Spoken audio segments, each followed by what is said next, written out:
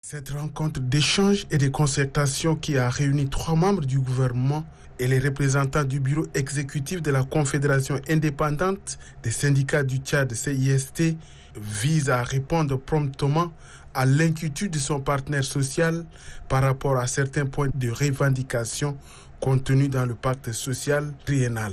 Pour le ministre des Finances et du Budget, le gouvernement est plus que jamais résolu à créer de meilleures conditions de travail à ses employés. Certains points sont relatifs aux engagements que le gouvernement a pris dans le cadre du pacte social, notamment les questions de paiement des frais de transport et des frais de craie pour les suspendus à l'époque par l'IGE ou bien par l'audit des diplômes, et que nous avions convenu, après discussion, de payer dans le cadre du pacte social. L'essentiel a été fait. Il reste un bout de paiement à faire. Ce bout de paiement a été suspendu pour des raisons de vérification par certains organes compétents de l'État. Au jour d'aujourd'hui, nous n'avons pas matériellement des éléments qui puissent expliquer que l'État ne puisse pas les payer. Tahir Hamid Ngileng rassure également que d'ici peu, certains points de revendication auront gain de cause. Le pacte social, on s'était engagé que désormais, les frais de transport vont être payés à terme échu.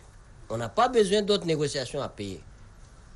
Les éléments pour la paye des frais de transport de 2020 sont déjà disponibles au Trésor. Le Trésor va payer les frais de transport de 2020 d'ici la fin du mois de septembre, parce qu'il y a des sévices manuels à faire. Parce que c'est des éléments des années précédentes où les SICFIP n'avaient pas pris en compte toute la base. Pour ce qui est de 2021, l'engagement du gouvernement, c'est de payer tout au long de l'année 2022. On les a rassurés que ça va être payé de manière automatique pour compter du mois d'octobre. Le facilitateur, par ailleurs président du cadre national du dialogue social, CNDS, salue la promptitude du gouvernement face aux préoccupations des travailleurs. Je retiens surtout la volonté d'aller de l'avant. Et le ministre des Finances m'a beaucoup impressionné. Il a même anticipé sur certains éléments parce qu'il est convaincu que grâce à ce dialogue, il a pu débusquer beaucoup de faux.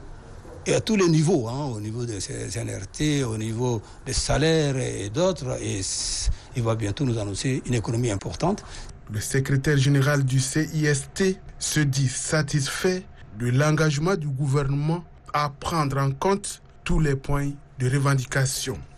On est satisfait de ce que le gouvernement a promis, mais on attend vraiment la fin de ces mois pour apprécier l'engagement du gouvernement.